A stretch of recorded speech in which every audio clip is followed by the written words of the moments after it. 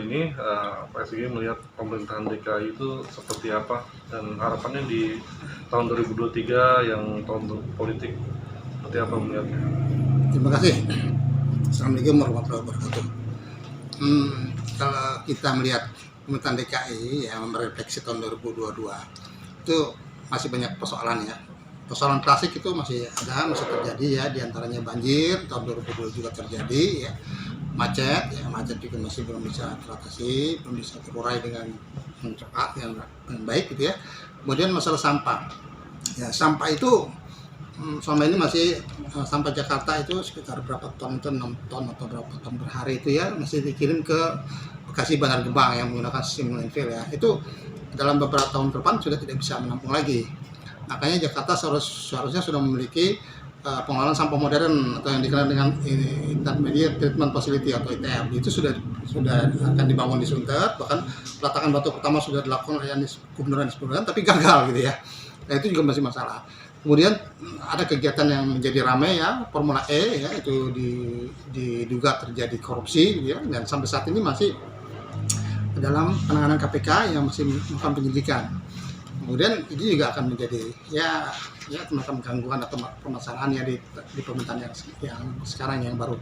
Kemudian kalau kita melihat program-program Gubernur Indonesia masih ada ya DP 0% yang tidak tuntas ya. Naturalisasi itu juga seperti apa modelnya juga masih banyak pertanyaan di publik ya, polusi udara gitu ya, dan juga terkait dengan proses tata ruang ya.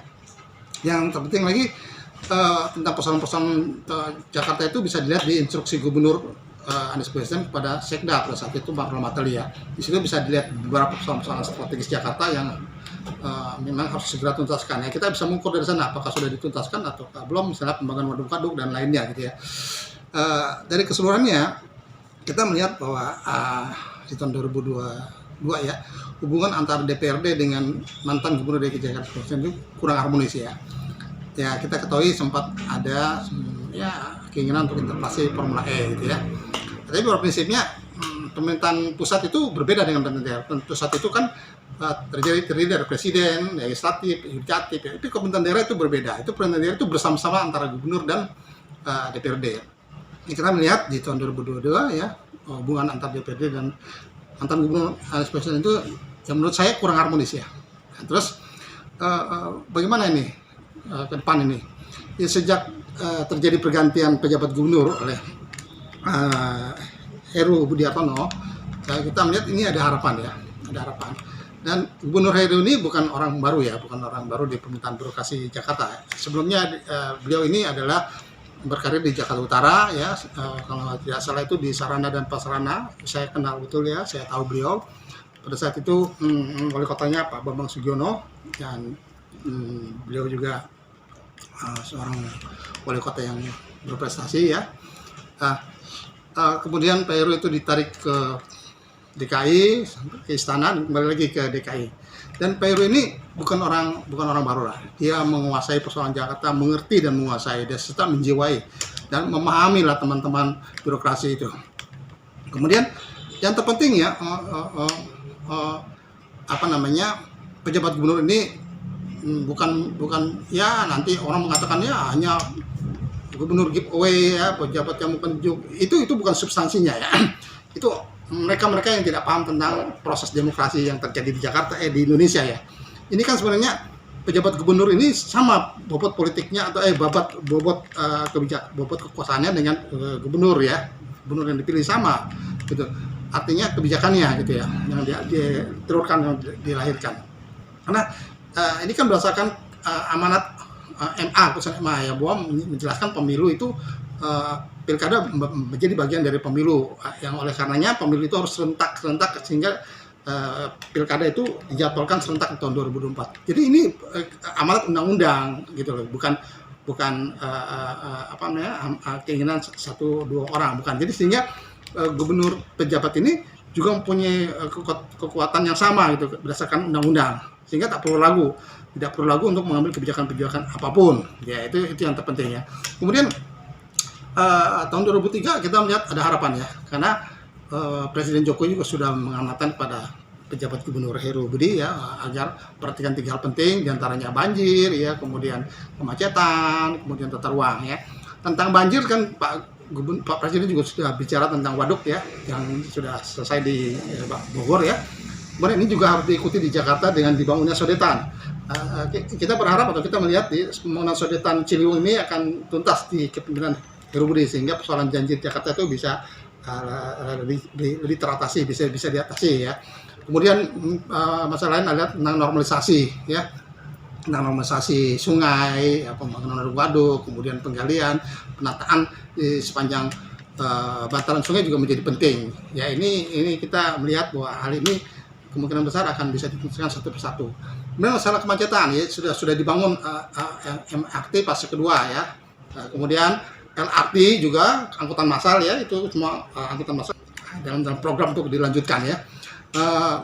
Bus Transjakarta juga sudah berjalan. Kemudian electronic tracing juga harus tuntas, harus bisa terlaksana. Dulu di zamannya Pak Gubernur Ahok itu sudah ada pemenangnya, bahkan sampai era Gubernur Anies itu tidak realisir ya. Jadi PJ Gubernur Heru ini kita melihat bahwa persoalan ERP ini harus tuntas gitu, dan kita yakin bahwa ini bisa diselesaikan. Kemudian mengenai ITF ya, ITF itu kan juga sudah dibangun ya. Kita melihat bahwa Pak Heru ini pengalaman dan menguasai persoalan ya, ITF kemungkinan juga akan tuntas di era kemudian PJ Gubernur Heru Budi ya. Jadi ini semua kita melihat bahwa tadi ya gubernur bersama-sama tadi itu di era gubernur yang PJ Gubernur Heru ini terlihat gitu, hubungan harmonis antara DPRD DKI Jakarta dengan PJ Gubernur Heru itu mulai nampak terlihat terbangun.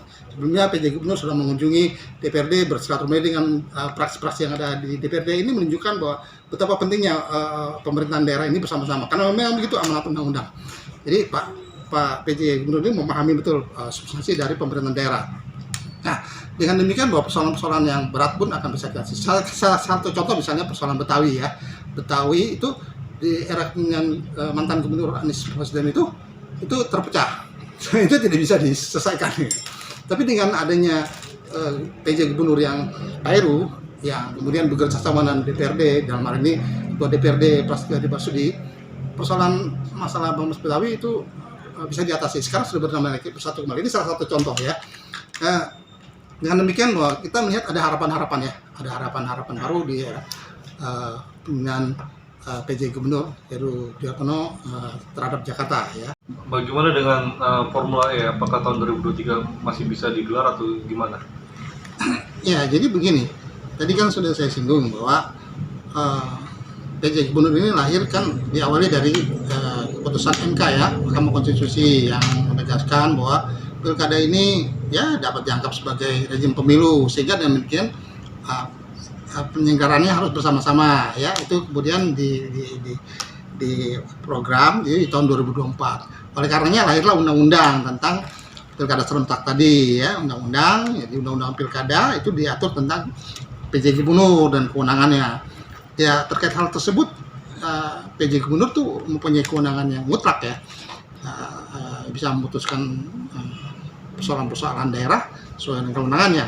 Karena ini kan terkait dengan Formula E, PJ Gubernur Heru itu bisa saja membatalkan Formula E atau melanjutkan. Tapi tentunya Pak Heru akan membuat keputusan yang mengutamakan kepentingan masyarakat ya. Ya, sejauh kan ini gubernur yang pengalaman ya, PJ Gubernur yang pengalaman, birokrasi yang pengalaman. Barangkali itu ya. Jadi intinya ya kita berharaplah semua persoalan DKI di bawah kepemimpinan PJ Gubernur Heru Budi Hartono ini satu persatu bisa segera teratasi, sehingga tadi slogannya sukses Jakarta untuk Indonesia bisa cepat terwujud. Demikian barangkali tentang persoalan Jakarta di tahun 2022 dan harapannya di tahun 2023. Demikian kita ucapkan selamat tinggal tahun 2022 dan selamat datang tahun 2023, khususnya ke Jakarta.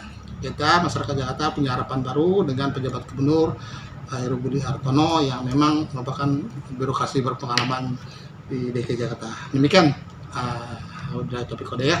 Assalamualaikum warahmatullahi wabarakatuh.